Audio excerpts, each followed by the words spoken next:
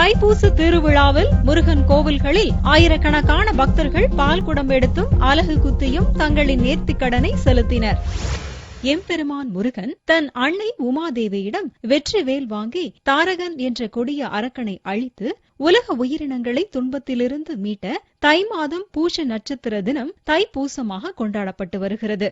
சென்னை வடபழனியில் உள்ள முருகன் கோவிலில் பக்தர்கள் பால் குடம் ஏந்தியும் வாயில் அலகு குத்தியும் வழிபட்டனர். பல்லாயிரக்கணக்கான பக்தர்கள் 41 நாட்கள் விரதமிருந்து முருகனுக்கு அபிஷேகம் செய்வதற்காக பால் குடமேந்தி பாத யாத்திரையாக வடபழனி முருகன் கோவிலுக்கு வந்து எம்பெருமான் முருகனை தரிசித்தனர். பக்தர்கள் உடல் முழுவதும் அலகு குத்தியும் முதுகில் கொக்கியை குத்தி அதன் மூலம் தேர் இழுத்தும் தங்களின் நேர்த்திக் கடனை செலுத்தினர். தைப்பூச தினத்தை ஒட்டி முருகனுக்கு சிறப்பு அலங்காரமும் சிறப்பு தீப ஆராதனைகளும் காட்டப்பட்டது. பக்தர்கள் நீண்ட வரிசையில் நின்று முருகனை தரிசித்தனர்.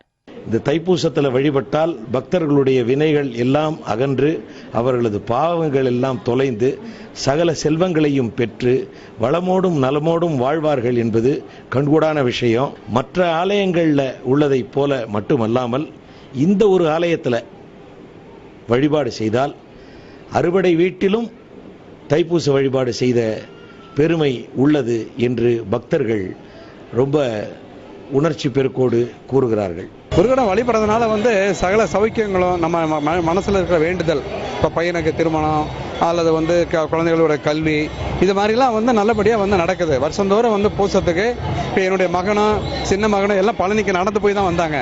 நான் சென்னையில் இருந்ததுனால என்னால் போக முடியல. அதனால இங்கேயாவது சாமி கும்பிடலான்ட்டு. சென்னை மட்டுமல்லாது தமிழகம் முழுவதும் உள்ள அனைத்து முருகன் கோவில்களிலும் தைப்பூச தினத்தன்று லட்சக்கணக்கான பக்தர்கள் முருகனை நோன்பிருந்து வழிபட்டனர்.